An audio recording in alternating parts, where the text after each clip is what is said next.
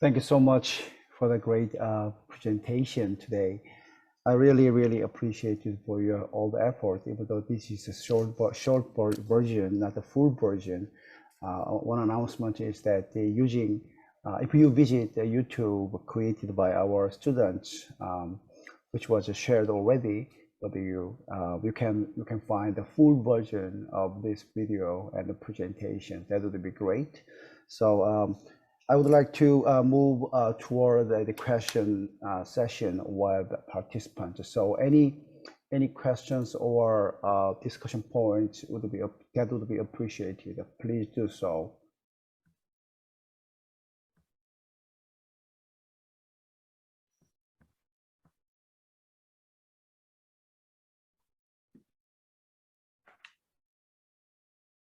I always have a question. Hello, Dan. Yeah, please. Yes. Hi, everybody. This is Daniel Hess. So thank you for this great presentation and your sprawling work from East Coast to West Coast and the very big scope of everything that you looked at. And I was just thinking here at the end, I think it was Morgan who talked about a lack of data in Syracuse. And what happens is in the biggest cities, in New York and San Francisco and Washington, the public transit agencies have a research and marketing department that conducts a lot of surveys and collects data and writes reports and releases data sets for use. But then a city like Syracuse, when you get to the mid-sized cities, there really isn't the capacity to do that type of study. So you can't find that information for the mid-sized cities. So that makes what you did really challenging because you were looking at cities of different, in different size categories and then with different information available to do the work. So one question is, I think each of the three cities had a figure that had the household income, the public transit routes, and then affordable housing. So you had those sort of three things overlaid on each other. And for Syracuse, it was Zachary who was speaking about that slide. I can't remember who did for the other one. So you had an overlay of those. So I'm wondering in that part of the analysis that brought you to those overlay figures, how are you defining affordable housing and how do you reach the definition of affordable housing in that analysis? Does somebody take a stab at that? I can address that. So for the affordable housing, we use the National Housing Preservation Database, which consists of federally supported housing units. So we used that because it had information for all three cities and just to remain constant. So it was using just anything that was given federal support for housing. So your unit of analysis there was the housing unit. That's correct? No, we were more so just kind of a little bit looking at the connection between the two, like the routes and the housing, just the locations of them. So yeah. Okay, yeah, just to be clear that so you got the housing unit, and I do understand that you were looking at using units that were federally subsidized and the price point is set in a way to help a certain market segment. But then you also have the people occupying those housing units and their socioeconomic characteristics, and that we usually get from the census. And it looks to me like you used census tracts and picked up the economic characteristics of people living in census tracts and were near or not near public transit routes. So I would just caution you to make sure you're being distinctive, whether you're studying the housing unit or the person. And usually in the US Census, we are looking at person data, person or family or household data. So that's really at the level of people because we are surveying people in the decennial census or the American Community Survey. But at other times, like you said, you might have a data set of housing. Okay, so it's just some other feedback. So you talked about, so back to New York City, you told us that most,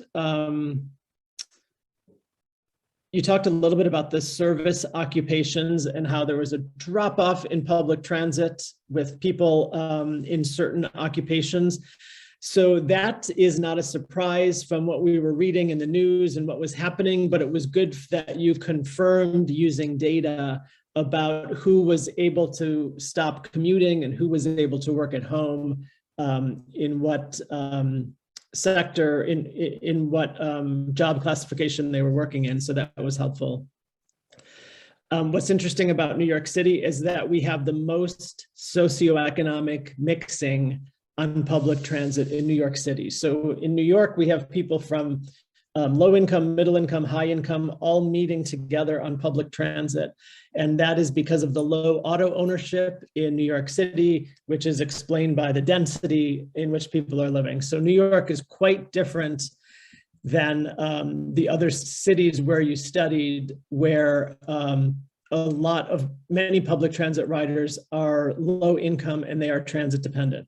They are riding public transit because they cannot afford a car. Many low-income people without cars would like to be able to own a car, and then their travel and their economic participation begins to look like everyone else, but it's the car ownership that's keeping them different. Sometimes I thought your policy recommendations were a little bit generic, so they're sort of things that we should be doing or that public transit agencies should be doing to provide equitable service. So I think one way around that is to study something and to really be able to go in depth in it. And then you're able to provide recommendations that are really geared toward what you studied.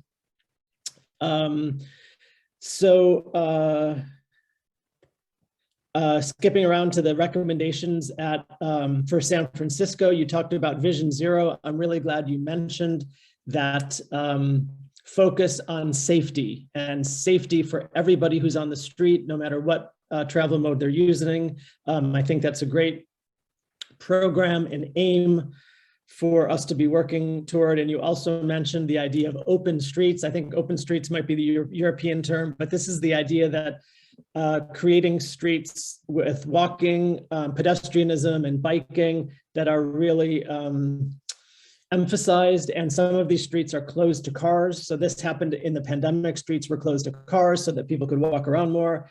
And then there might be more restaurants, more retail, more programmed activities and events on the streets. So not only in your studio here, but in other surveys, we see people saying that they want that to stick around after the pandemic. So that's a positive movement coming from the pandemic.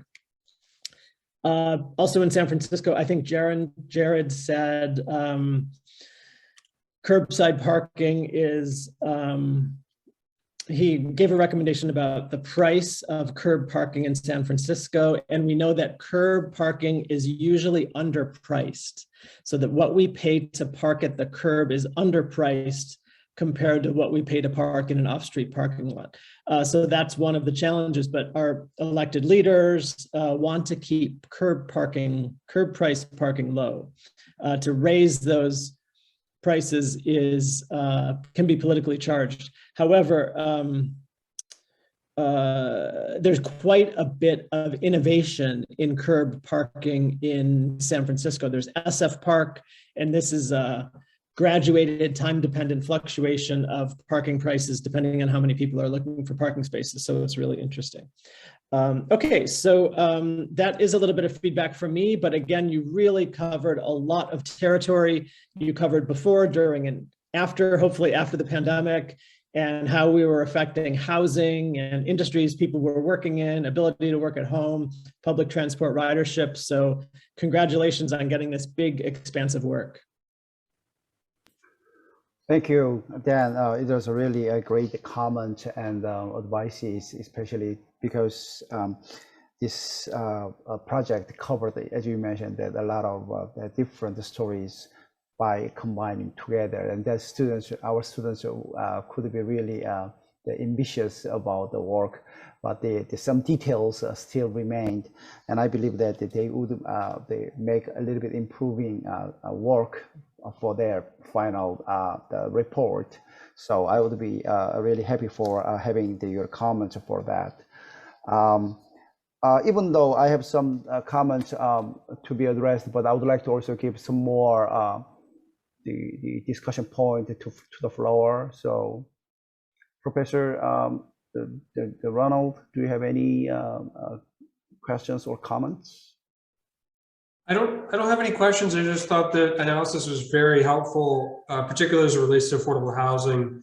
You know, we always have this divide between our workplace and where we live, and bridging that gap between affordable housing located either on a transit station or near a transit station or near a bus station or anywhere we can that shortens the commute for someone with lower income is a great idea. So I just really appreciate it, because it spoke it out in great detail in the various locations that you chose. So it kind of highlights the fact that it transits across the country in every community. So I really appreciate that.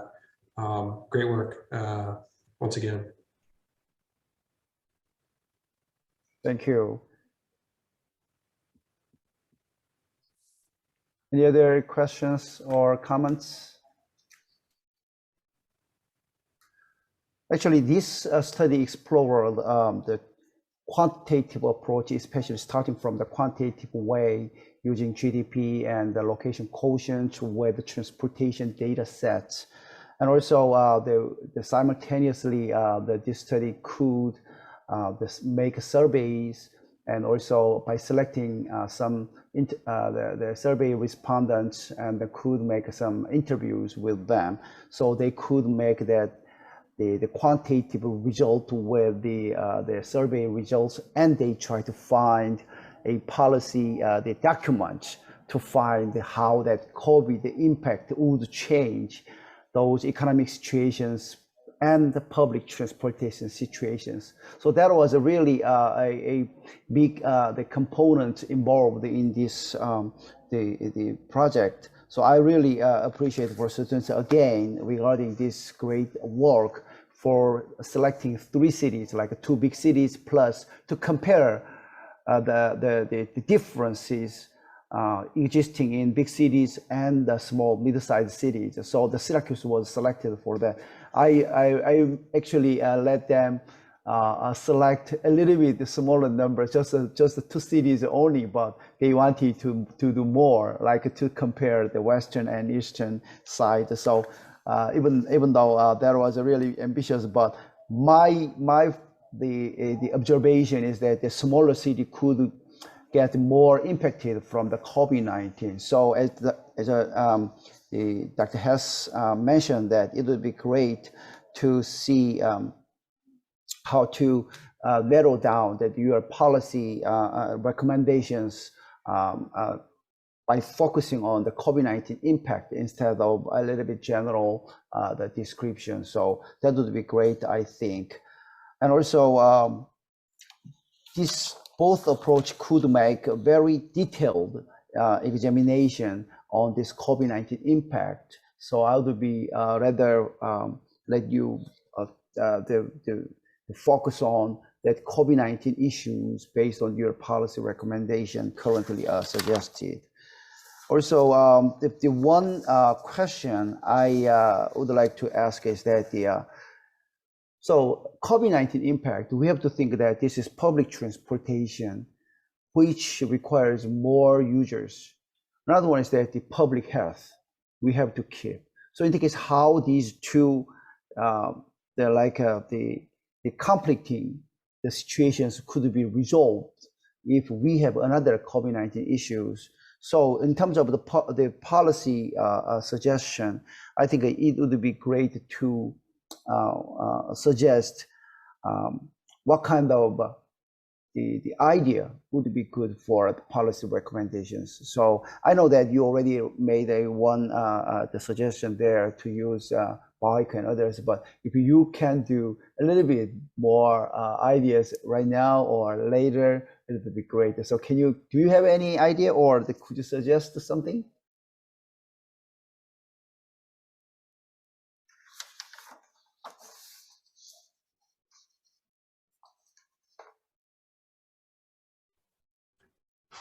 I don't know, Professor Park, I don't know if we'll ever get there, but similarly for affordable housing, where we have dedicated affordable housing buildings like low-income housing tax credit, and at the same time have Section 8 vouchers where an individual can get a subsidy to pay for the difference in their rent.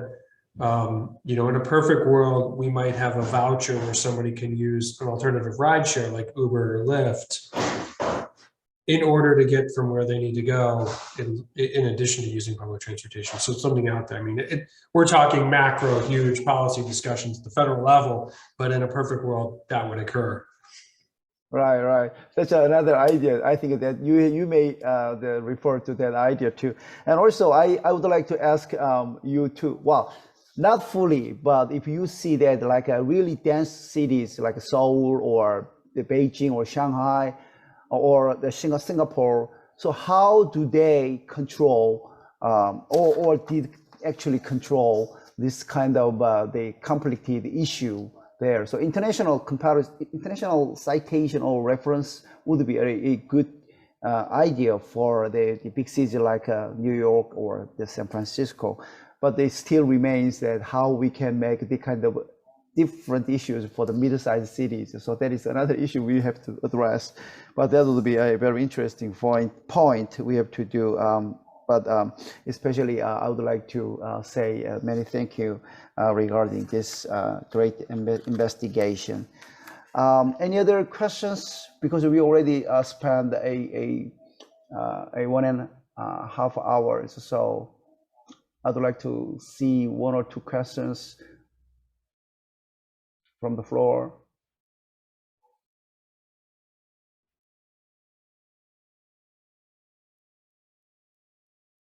All right. So you may later know that we already have a YouTube the live streaming. So if you see that how our presentations and questions and others would change, so please do refer to our YouTube video. That would be great. And I really do appreciate about your joining and your making of this great work. And I would like to see the final report. And also, as I told you, that the summary report that can be sent later for the competition of the studio to our APA. All right, thank you so much, and I really appreciate it for your time. And I would like to I'm really happy to say that this was really well conducted for the final presentation. So feel free to please feel free to contact us. Then we will send you our final report plus our video link and also videos if you need. So please do that and then enjoy the rest of the semester, and I see you all happy and healthy, smiling faces. All right. Thank you all so much for joining. Thank you so much. If you haven't checked the chat, there is the link to the link tree, which has our presentation and stuff in it. So much appreciated. Thank you. Have a good day. Bye-bye.